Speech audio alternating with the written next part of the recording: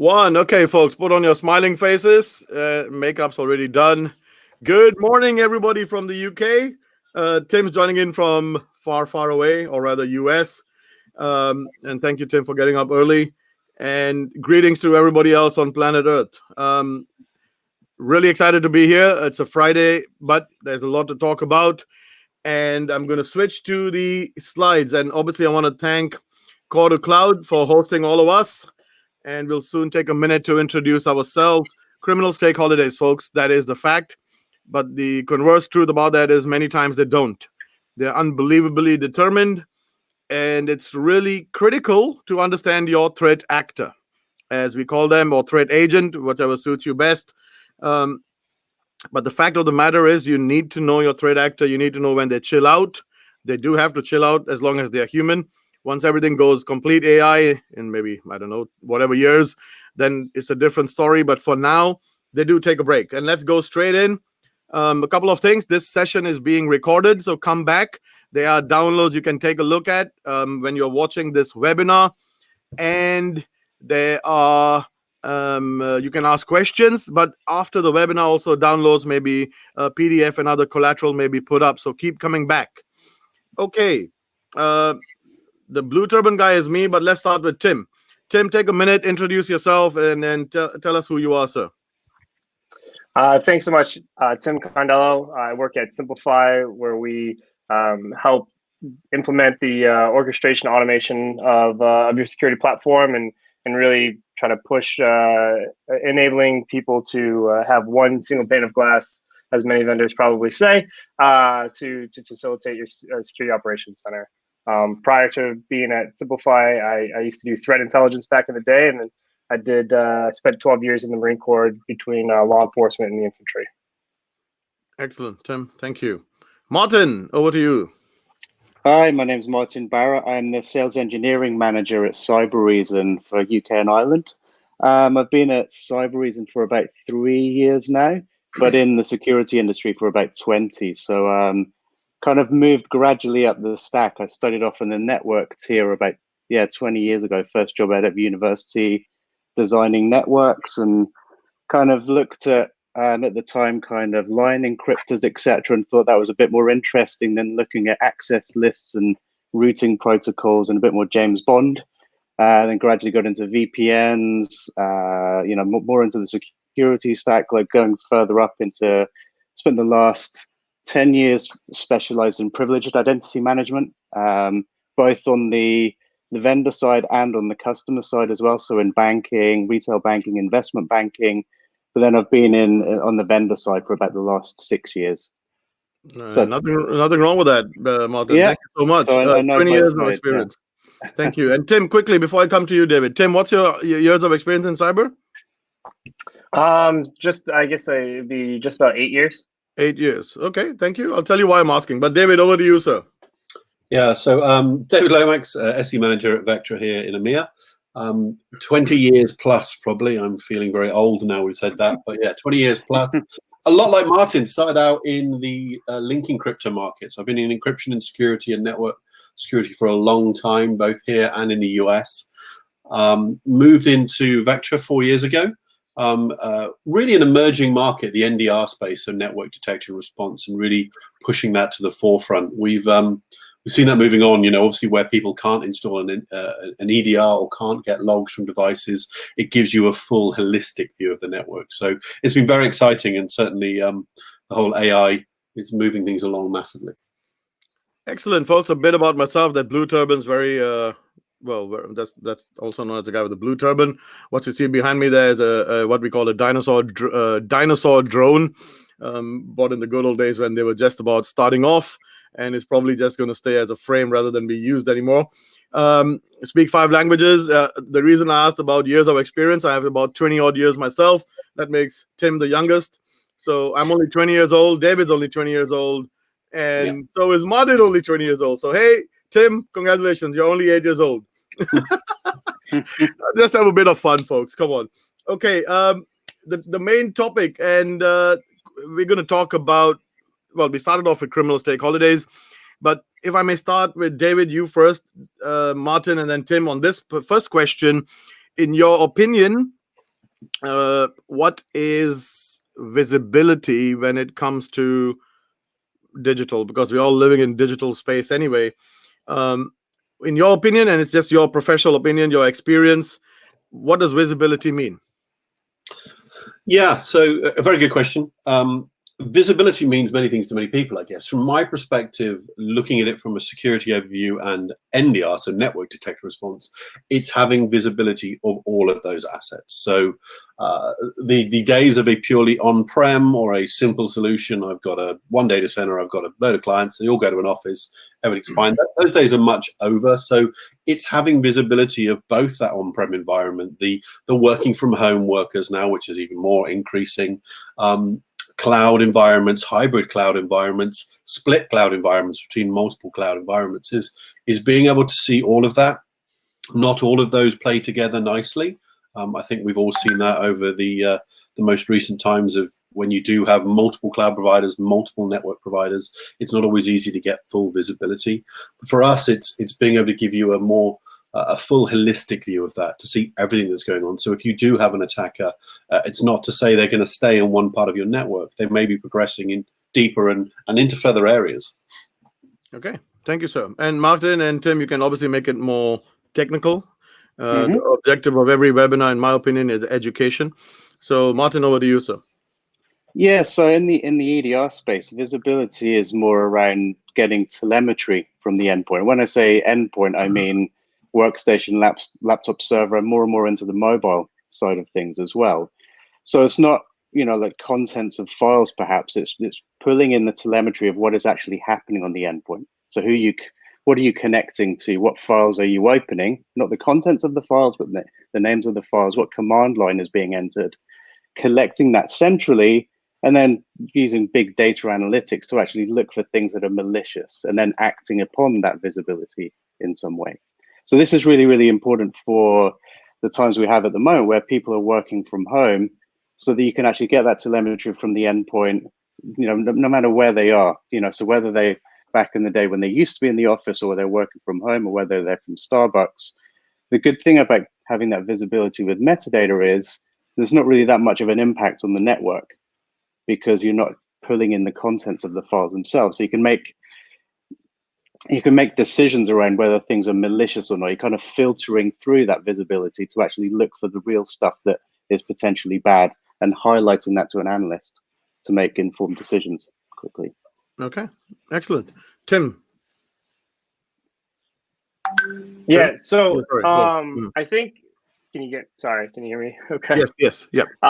So when I think about visibility, or what does visibility mean to me? I mean, first and foremost, I should say, what I initially think is it's hard, right? To get good visibility can be difficult. But then the second thing I think about is the fact that it's only half of what you need, right? You need to not only have visibility, but you need to have a clear understanding as to what you're looking at. And what I mean by that is, when we plug our product in, when we look across kind of both EDR and network solutions and phishing, and you can start getting a lot of data, and you can get visibility into what's going on. But just because you can see it doesn't mean you always get to understand it, and that's where ensuring you have proper context into what you're looking at. I used to run insider threat programs, and we used to be able to see what people are doing, but it took a lot of time to really deduce down to what's actually going on. Just because we see files moving, does that really mean it's malicious? Just we see,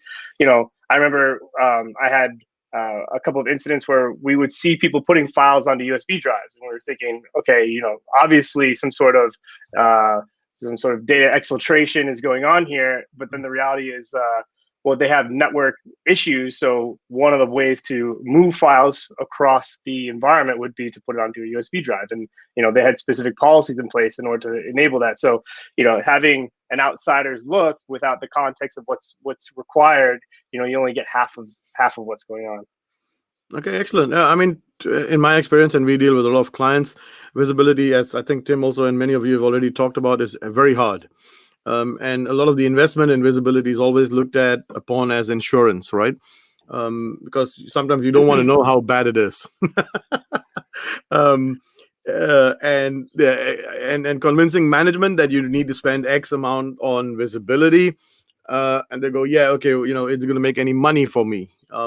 So there are challenges in there, and I think absolutely critical. So, but before we go on, there's a lot of questions I have on telemetry and how to manage all of this, and 45 minutes are going to finish really quickly. But so, Tim, I'll start with you first, and then David, and then Martin. So, Tim, in a nutshell, criminals take holidays. Your opinion? I mean, I think it's pretty well known and well documented. There's actually a lot of threat vendors out there that can give you a nice, beautiful blog post with graphs of activity inside of forums, activities of when breaches happen, all those things. So it's definitely something that occurs, right? We constantly preach the fact that crime is a business, so of course people need to have their own work-life balance even in criminal activities. So I mean, I think really what we need to do is not one, acknowledge that that's what happens, but then two, try to think about how we can leverage that to our advantage. So an example would be we know people have to sleep. We know there's specific holidays in specific regions. How can we match threat actor activity to try to get a better understanding of maybe where this person resides, and maybe remove some of these false flags that they're throwing out there that maybe make us think that they're operating in a specific country, specific region, but then looking at their actual pattern of activity, looking at their pattern of behavior to identify really where they are from. Excellent. And, we could hold a separate webinar on MITRE, because sometimes people rely too much on that framework, and, it gives you so much information. A criminal can easily be somebody else. But we can, like I said, a separate webinar on MITRE maybe something. But David, criminals take holidays, but they are extremely persistent. What's your experience? And we'll come to NHS a little bit later on this. Go. Yeah, absolutely. So yes, they take holidays. I think that's the reality of that, but they don't take them when we take them. I think that's the key thing to take away from that, is they will take their vacations and holidays when it's not great for us. So they will be looking at things. We've all seen as Tim rightly said, the amount of times that people are attacking at Christmas or attacking over a holiday period when everyone's on vacation, everyone's not working. So there's less eyes on glass for these kinds of tooling. And I think that's when a lot of the automation is starting to take place now. So with security orchestration platforms, with tools like ours and Martin's giving you real-time alerting on that, means there's less requirement for those eyes on glass, and people feel a bit more confident during those holidays when we're all trying to have a good time, right? That's why hackers are smart enough to go after us during a Christmas period, during a public holiday, wherever it might be in the world. Why wouldn't you go after that? It's when people aren't looking. And/or people have been to a party and had a few too many cherries, let's say, and they will click a link they wouldn't normally click, for example. So, these things happen. I was reading something just yesterday about, just attacks, more consumers than corporate, but during Christmas period, run up when people are buying a lot of things during Cyber Monday, Cyber Wednesday, whatever it might be, buying these things. That's when they're going to throw out a lot of these phishing attacks. And I'm sure targeted attacks that may be at consumers will fall into the hands of, oh, hang on, I've now got a botnet that's sitting on a Microsoft.com, whatever it is type domain. And those botnets are going to quickly pivot to being something a lot more serious. We've certainly seen a lot of these botnets that might get in during one of these holiday periods. Actually, they're on the dark web and they're going, hey, do you know what? I've got this spam bot or cryptocurrency mining thing, whatever it might be. Yeah. Actually, it's on a domain that might be of interest to anyone. Anyone want to get access to that botnet? And I can be damn sure if it's a bank, if it's a public sector, it's not that, someone's going to want to get that foothold. And that's what we're seeing more of as well. Yeah. I mean, basically, we do an incident response training for executives, and the key message is you must know your threat actor or threat actors, right? Yeah. You can't simply say a nation state it after you. You really need to sit down and think who your threat actors are, how they operate, right? When do they take holidays? And as I said, they may not take holidays when we take holidays, etc., etc. So you gotta keep on top of that. Otherwise, you might as well just leave everything open. And nation state actors are not above using simple tooling like a phishing attack, things like that may look like it's not nation state. They will find any way in. So yeah, just because it feels like it's a low level attack does not mean it's not advanced on the back end. No, absolutely. And I think Cyber Reason, Martin, you guys have done a really good, interesting, or many interesting things, like many other, all of the vendors here, on low and slow attacks. The fact that Yeah. criminals are not in a hurry because they have the patience, and they have what we normally don't have because they're only 24 hours on the planet Earth, but they seem to have 48 hours because they do a lot of work and they get it done. So, Martin, what are Yeah. your thoughts on this in terms of criminals, the way they operate, the kind of the breaks or not? Well, the question at the moment is anybody allowed to take a holiday? It seems like going to the bathroom is a holiday at the moment. It's like everybody's stuck at home.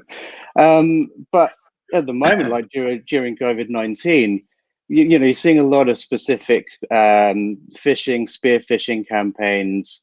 You're seeing much more mobile malware or targeting of mobiles. So, for instance, Nocturnus, a threat hunting team, they discovered something that they've named EventBot, which is a banking Trojan on mobiles, which is actually using Android, the accessibility features, so that you can, at the moment, you will download this piece of malware from not the official application store, but from, say, the dark web somewhere. So it's almost it hasn't truly been released yet. It's still in early days. But once you enable accessibility features, what it can do is capture SMS type data, so that you can actually use that to log into banking sites and crypto sites, etc. So that we've discovered that in the last couple of weeks. So that's one example of it's almost like a beta. We've seen iterations of this code happening. So it's almost like a pre-release platform. So kind of being pre-armed about this coming down, down the pipe in some way. But just seeing more and more of the mobile side of things. So you may have read, or I guess you guys definitely read about the WhatsApp message that Jeff Bezos got last year. So that's the allegedly coming from the Saudi Crown Prince, capturing a lot of data from his mobile. Just think of the amount of information that you have on your mobile, business, personal, and how that can be used. So I think that's going to be a really, really big attack vector. It's kind of nation state now, but it's going to have the trickle down effect into criminal gangs and then ultimately script kiddies. It kind of reminds me a bit of Stuxnet, almost 10 years ago. That was the first kind of like weaponized malware. I see this happening in mobile. Stuxnet still takes the cherry in terms of advanced, on many fronts. Tim, I'll come to you. Thank you, Martin. Tim, and this is, I think all of you hopefully agree, it's a massive problem. Telemetry, the data is not ending. You got to ingest more data. How does one, forget about determining good, how does one find indications of bad? Am I making sense to everyone, right? Because everyone's doing visibility, everyone's got some kind of SIEM, and I very interesting way you guys have called yourself simplify with an SIEM, right? But the reality is you can ingest a lot of data, but how does an analyst? Yes, there's AI, and I think Vectra, you guys do good stuff in there in terms of machine learning and trying to make sense of this. But at the end of the day, at some point, an analyst has got to look at it, correct? At the moment. How does one determine, there's something really odd here? Yeah, it's a great question, especially because even as we start thinking about smart SIMs and the fact that there's now correlation on the SIMs and things like that, really what we need to think about is we need to first understand that it's always going to be, some sort of person is facilitating this activity. So we need to walk the dog into, okay, well, how is this going to happen, right? I was just doing a course on ransomware, and we have to remember, ransomware happens on an endpoint, but that doesn't always mean that you're getting those alerts from the endpoint, right? A lot of times you're going to get them from tangential types of tools, whether it's a network tool or maybe your phishing tool, or maybe more often than not, it's going to be an employee saying, hey, my system is not working as I expected, or there's something funny going on, and it's a ticket in your IT department, right? So just because you're ingesting all of the right logs, right, in big air quotes, logs into your SIM doesn't mean you're always going to get that entry point into what is actually going on. So, when it comes to how can an analyst look at something, what we need to think about is we need to start thinking about how is that analyst going to be notified that something is going on, because threat hunting is a very proactive approach. And yes, we could take all the IOCs and TTPs and acronyms and throw them into a soup and try to identify something that's going on. But at the end of the day, there's specific inputs that are going to be notifying the analyst. It's going to be your specific tools that are being triggered, or it's going to be again, what we're seeing more often than not, it's going to be some sort of policy inside of your organization that is notifying you, IT department, the phishing mailbox that people are forwarding that message to. And what you need to then say is, well, once I get this, how do I go? Like, once I get the baton, how can I sprint as fast as possible?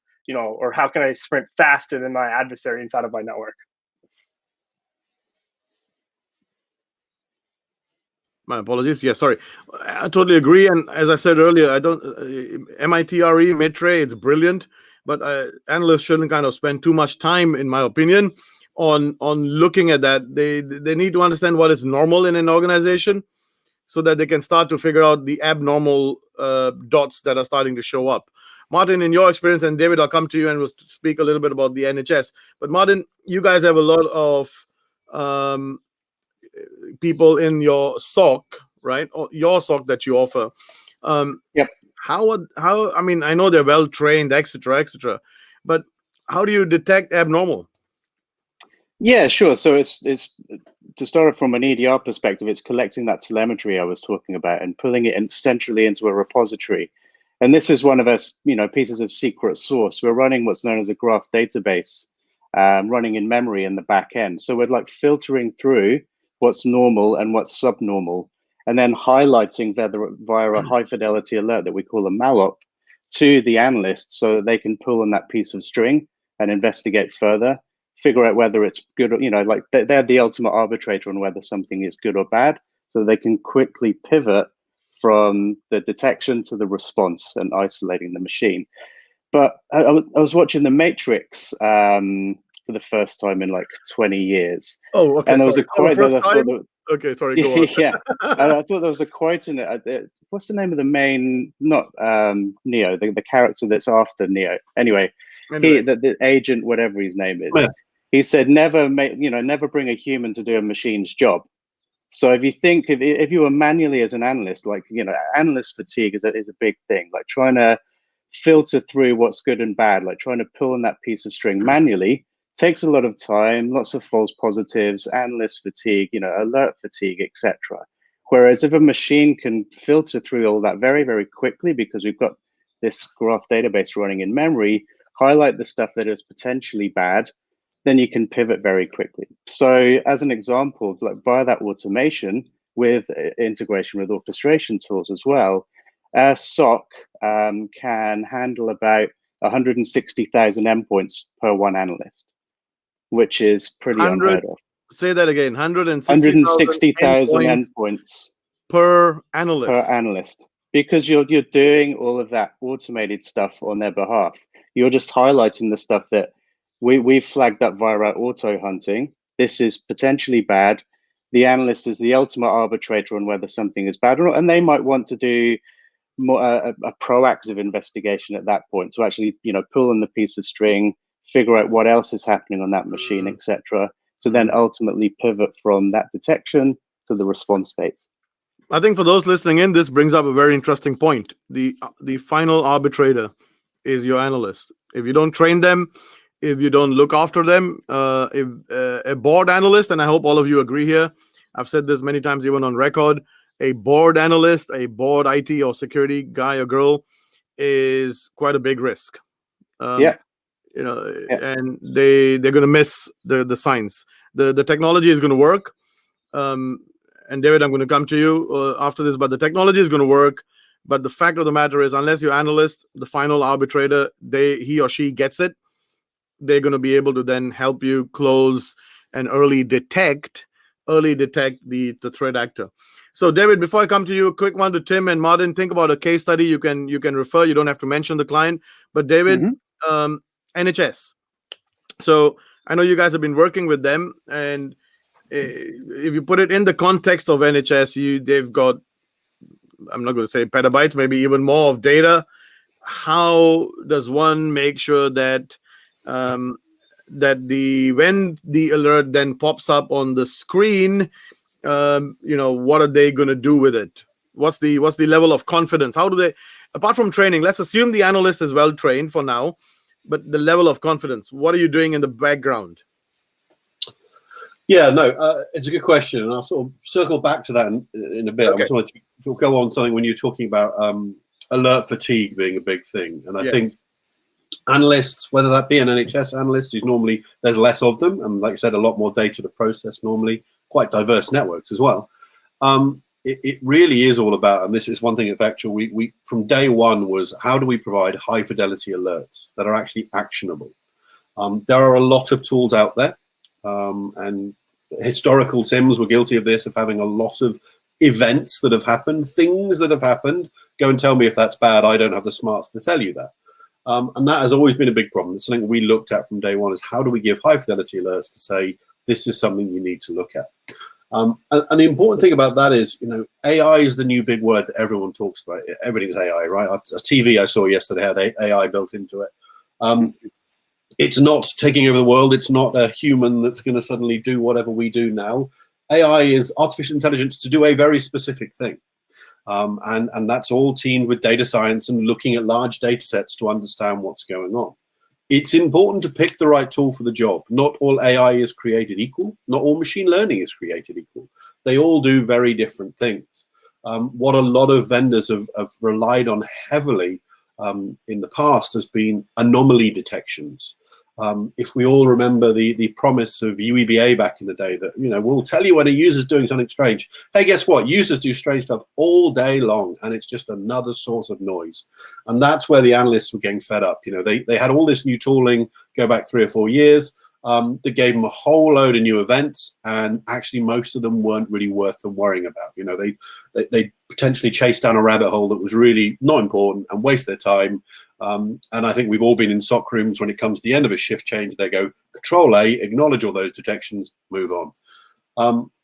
And that's why it's important to get people that are using new tooling, from the vendors like on this group right now, new tooling that are actually caring to give them events that they can deal with, things that are important.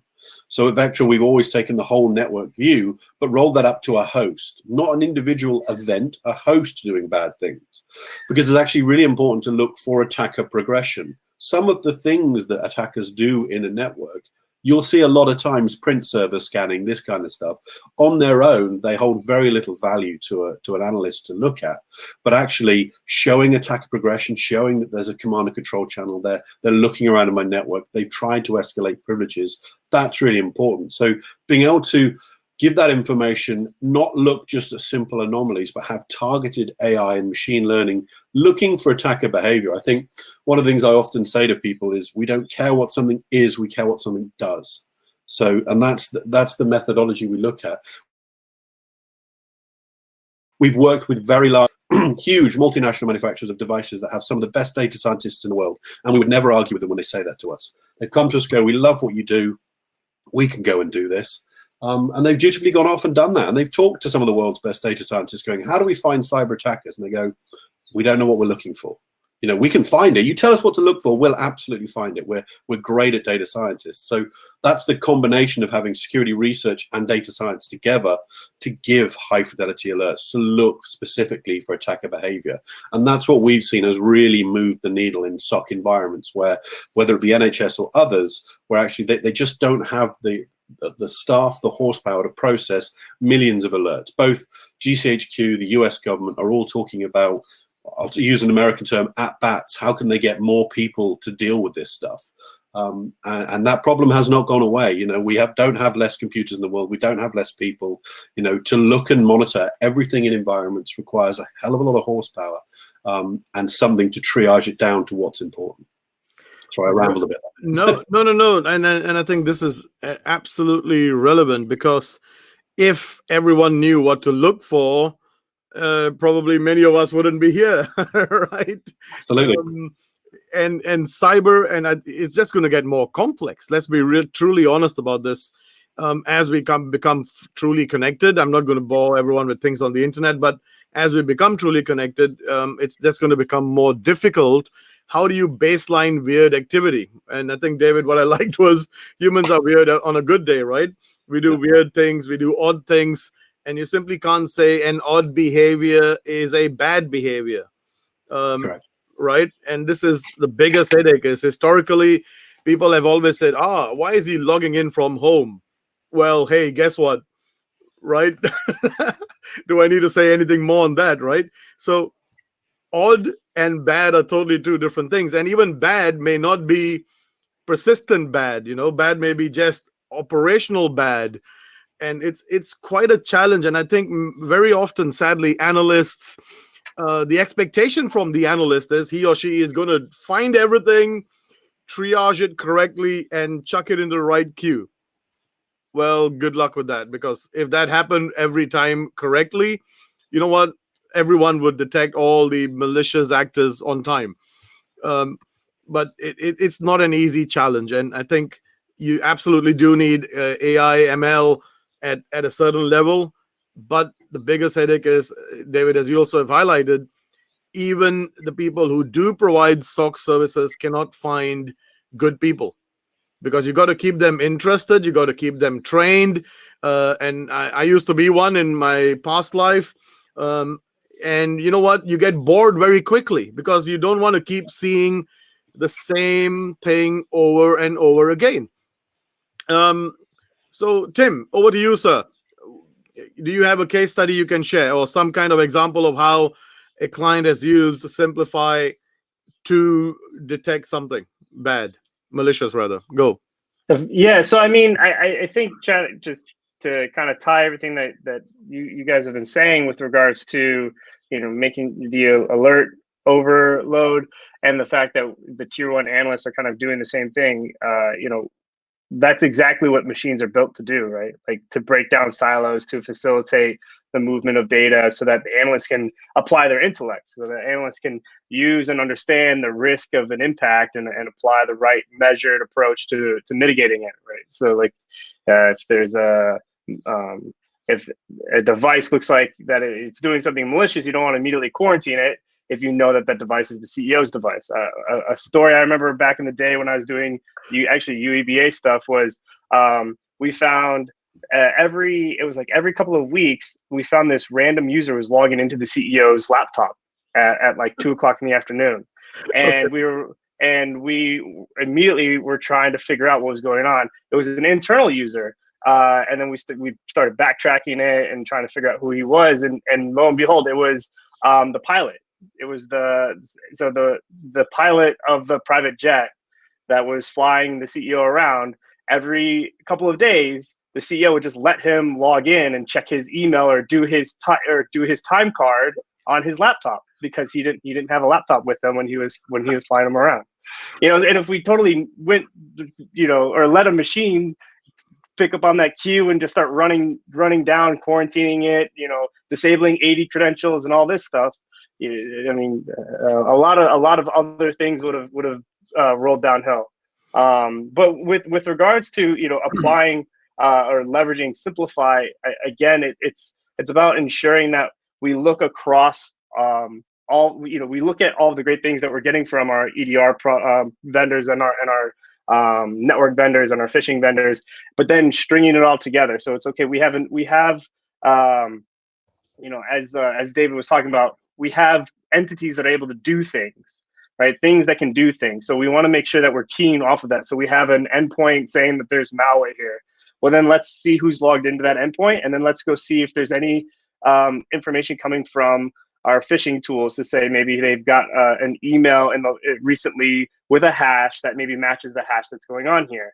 And let's start pivoting around this and start figuring out who else has seen this email, who else has seen this hash, so that now, again, doing this with automation, doing this with our machines, so that the analyst isn't burned out querying 6 different vendors, trying to copy and paste one hash from one tool to another tool. All of it is then brought to their attention so that they can do what we pay them to do, what we expect them to do, which is make decisions. They can look at the information and truly understand what's going on and make the decision that needs to happen. And in one case where we've seen that is, we had a large company that we worked with, and they were getting inundated with alerts.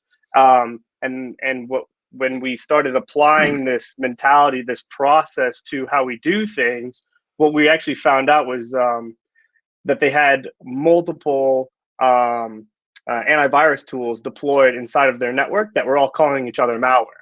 And it's something trivial, right? Like I'm sure you wanted me to talk about, like, we found the okay. second coming of WannaCry, but no, but Tim, this is very important. Sorry to interrupt you, but absolutely good, because this is what takes operational time.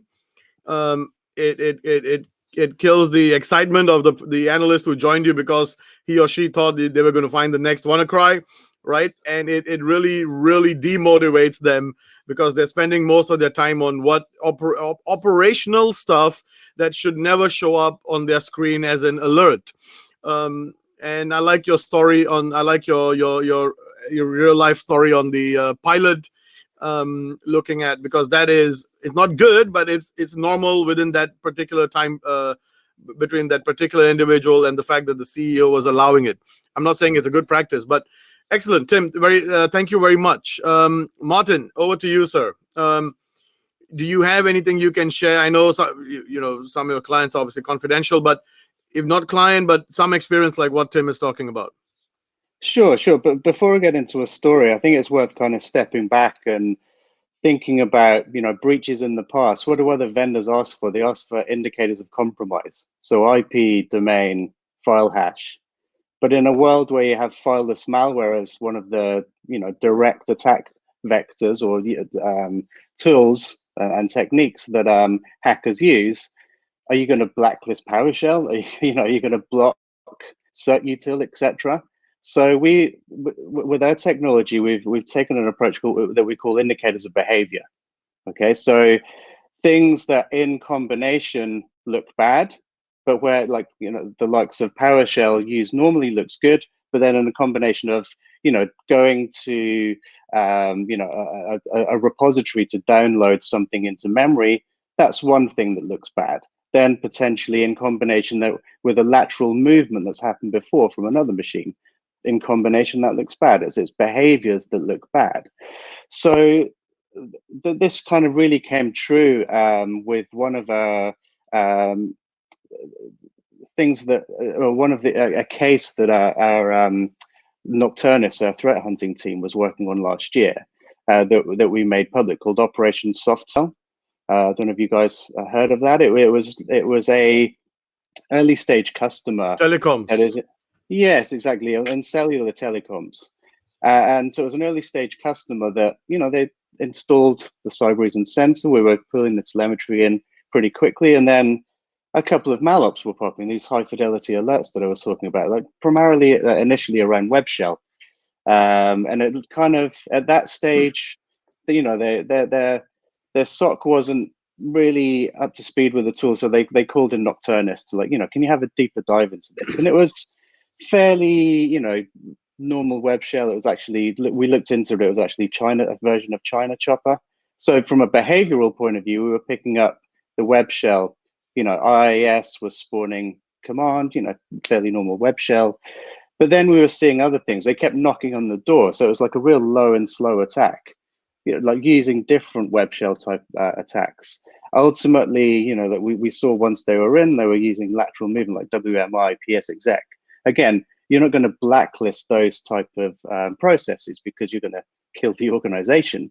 But we saw, indicators of behavior as they were doing those. The use of certutil to actually download code locally to the machine, using WinRAR to exfiltrate data, setting up VPNs. But ultimately, what they were targeting was, what is the crown jewels of a mobile phone company or a cellular provider? It's the call data records. So it's, think about it. So the geolocation, who are you calling? Not the contents of the call itself, but where are you at a certain time of day? And when we, pulled on the piece of string, we pretty much sure it's like a nation state actor.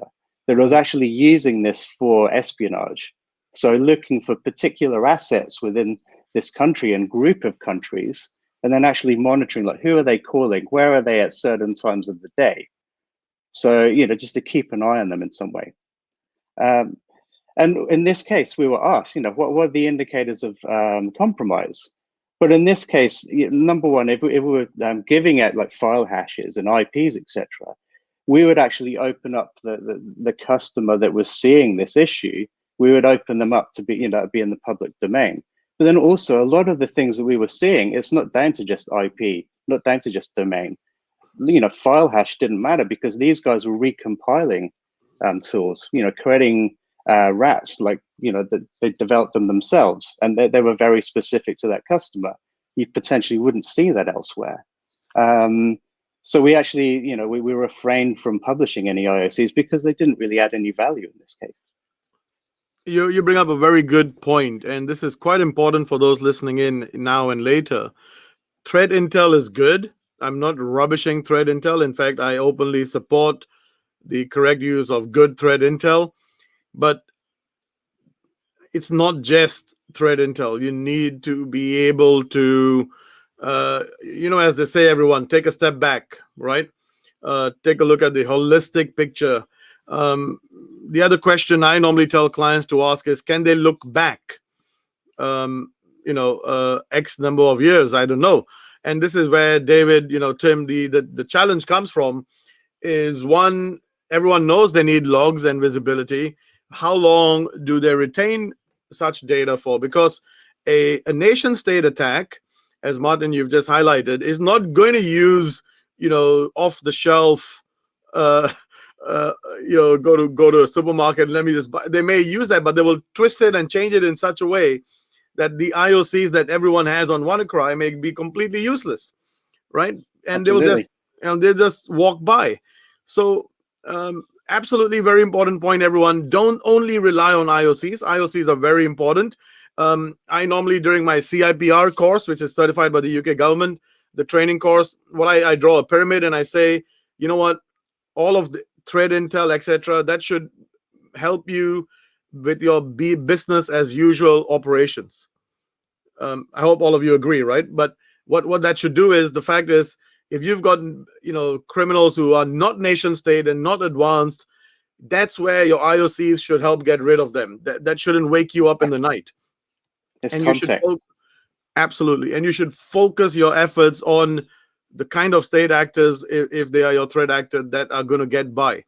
So, David, I'll come with you first. And this question comes back into looking back, right? Very important. But what are your thoughts on looking back in terms of the necessity to look back, and how long, in your opinion, and I know don't say as long as possible, because that'll be an answer. How long should an average company, you know, try to retain data so that they can get some context? Yeah, it's the answer is how long's a piece of string, I guess, in some regard. But you know, the answer is different for varying people. I think the reality is, one thing that was very apparent to us, and where we sit, we've been into a lot of replacement of legacy IDS products. The problem with a lot of compliance ticks for an IDS product was you have to be able to add these new signatures or slight rule sets, and also test, did you ever have that? And they didn't have the data for that. And reality is, a lot of these IDSs were creaking at the seams, that if they tried to do testing of old data and repump it, it would just kill the box in the first place. So less and less of that was happening. Because of the way we do things, we're taking full network packet capture, because we're network detection response. We extract metadata from that, which is really important. Now, what you're relying on with us is the detect product is looking for that bad behavior. But there's absolutely times when you want to go and hunt, or you want more context around the detection. So we would say a lot of the SOC analysts we've talked to, as default, we sort of give 2 weeks worth of metadata retention. It can be as long as they want, but I would say for live investigations, that seems to be the sweet spot for most of the SOC analysts we've talked to.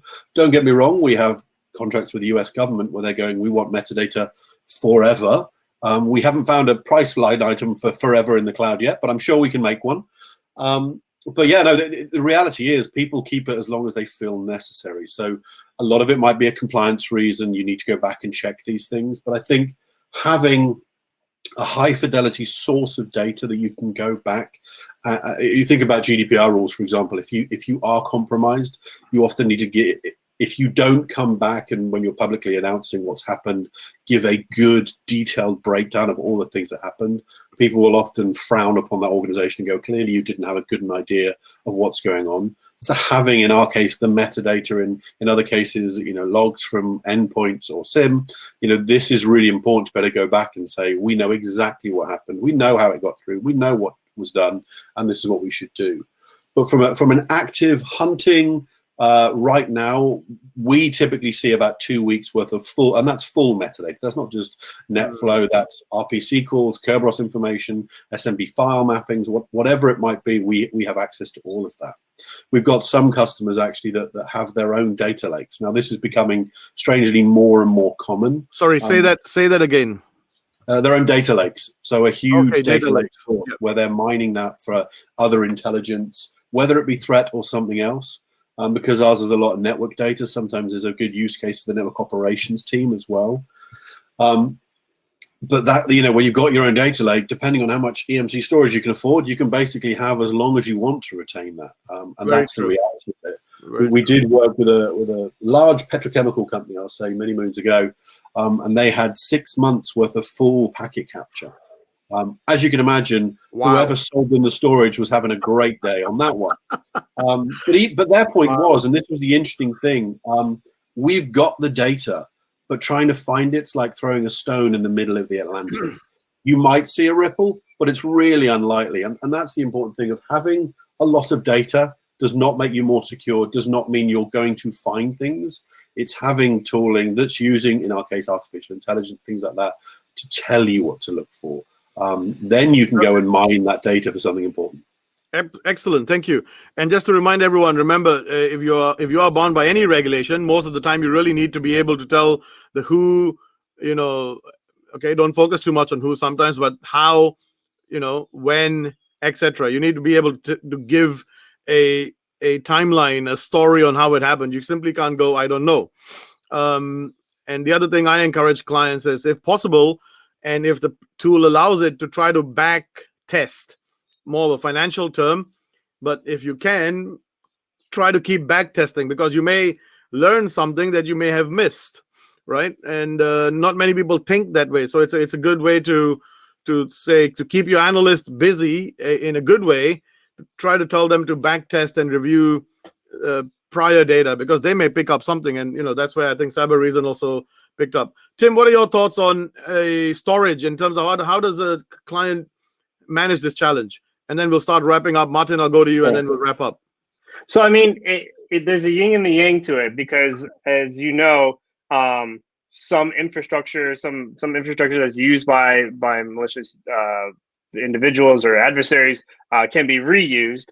But in other instances, especially if they're leveraging cloud infrastructure, that IP address, even though it was malicious a month ago, or today, it wasn't malicious a month ago. So really, storing an IP address, storing some of these IOCs doesn't always give you what you need. I mean, I think we all remember when the U.S. government published the CERT document with IOCs, and it had 8.8.8 in it, right? Like, sometimes that stuff is just like not giving you what you need. So we need to be able to think through what we're storing, and I really like that idea of the metadata. And so what we like to do is we like to again hone in on the entities, hone in on things that can do things. Again, that's a term that we like to reiterate, and store metadata around it. Okay, we've seen this host before. What has this host done previously? Has this host had malware on it previously? Has this host has the user logged into this host had a phishing email sent to them previously? They're not indicators, but they're flags that you can use to key off of. And to your point with regards to back testing, being able to not only back test but do dry runs, because again, ensuring that not only do your people know what they're able to do, but can your tools still do what they need to do? I mean, there's been many times we've plugged into a SIM and we've had customers say, well, this is what we do. We identify this piece of information, and then we grab the MAC address off of it, and then we go and we kick that device off the network by its MAC address, and then we'll run through it, and then 2 weeks later we're like, guys, you're not feeding us the MAC address. The playbook broke.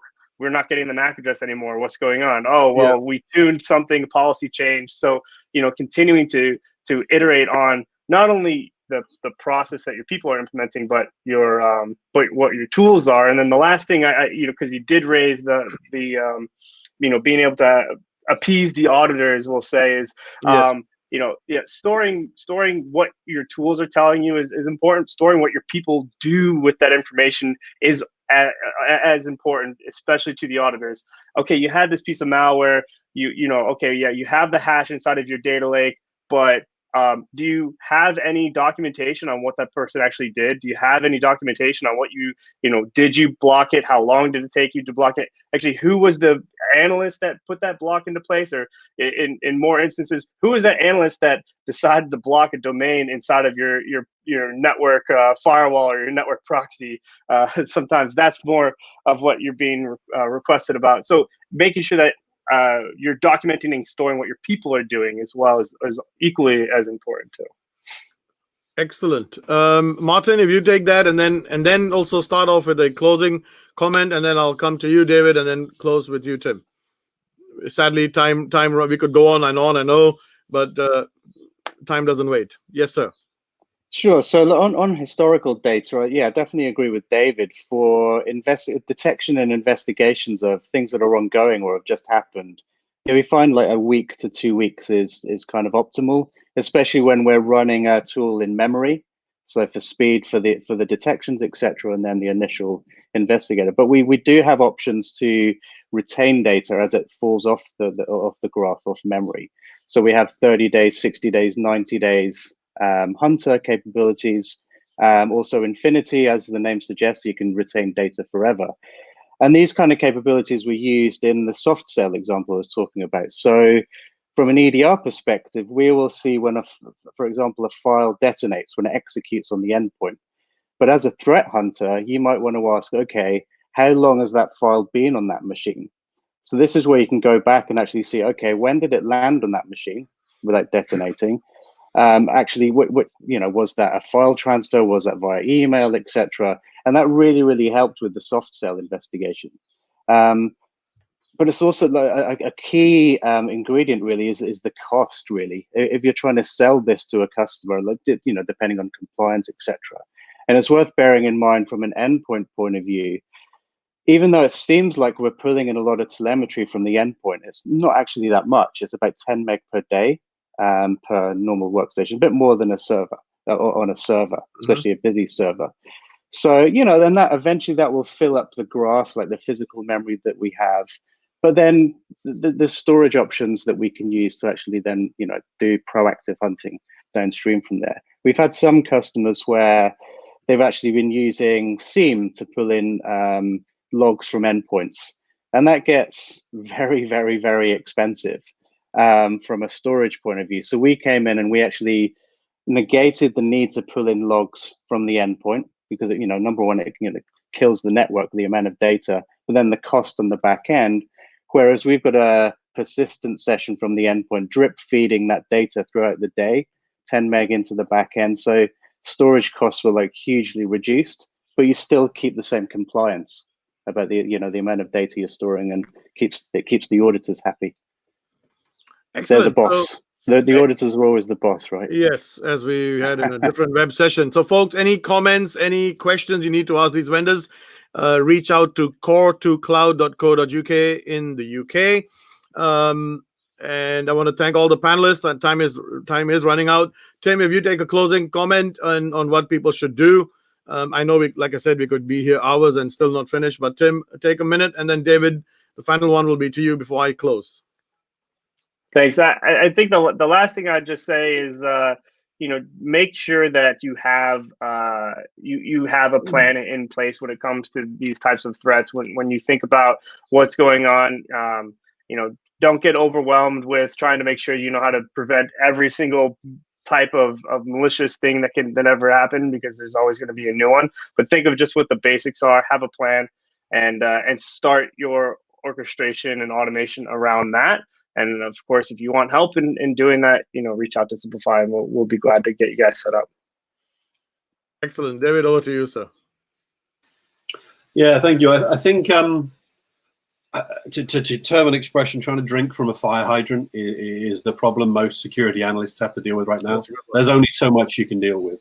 And the sort of pyramid of people you've got here really maps well to Gartner's SOC triad. If you're doing things right, we are the things you need to be looking at: NDR, EDR, logs, security orchestration. I think it's going to be what you need in the future. I think most people have got a huge tool set that gives them lots of alert fatigue. I think it's now time that people start looking at having the best in breed tools, which we would all agree here we are. But it's stitching them well together. Not everyone has the full picture. As a network detection response product, we are not going to be able to tell you if someone's memory scraping on the endpoint. But Martin over to my left here can. So it's a combination of those things. Absolutely. Gives your SOC the best fighting chance of detecting these things.